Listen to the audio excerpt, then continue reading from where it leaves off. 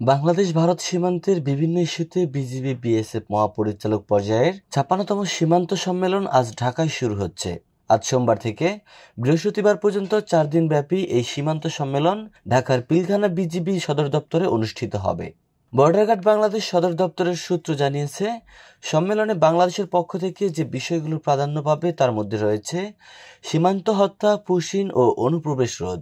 এছাড়া ভারত থেকে মাদক, অস্ত্র ও চোরাচালান প্রতিরোধ, আন্তর্জাতিক সীমানার ১৫০ গজের মধ্যে উন্নয়নমূলক কর্মকাণ্ড বাস্তবায়ন ও অনুমোদিত অবকাঠামো নির্মাণ বন্ধ, সীমান্ত নদীর তীর রক্ষা ও পানির ন্যায্য হিস্যার দাবি, সমন্বিত সীমান্ত ব্যবস্থাপনা পরিকল্পনা বাস্তবায়নে যৌথ উদ্যোগ গ্রহণ এবং ভারতীয় গণমাধ্যমে বাংলাদেশ বিরোধী অপপ্রচারের ফলে সৃষ্ট উত্তেজনা প্রশমনের করণীয়। দুই দেশের পারস্পরিক স্বার্থ সংশ্লিষ্ট অন্যান্য বিষয় আলোচনায় আসবে। বিজিবির জনসংযোগ কর্মকর্তা শরীফুল ইসলাম গত শনিবার বিকেলে বলেন, সম্মেলনে যোগ দিতে ভারতের সীমান্তরক্ষী বাহিনীর একটি উচ্চ পর্যায়ের প্রতিনিধি দল ঢাকায় আসছে। ২৮ আগস্ট পর্যন্ত চলা এই বৈঠকে দ্বিপক্ষীয় স্বার্থ সংশ্লিষ্ট গুরুত্বপূর্ণ নানা বিষয়ে আলোচনা হবে।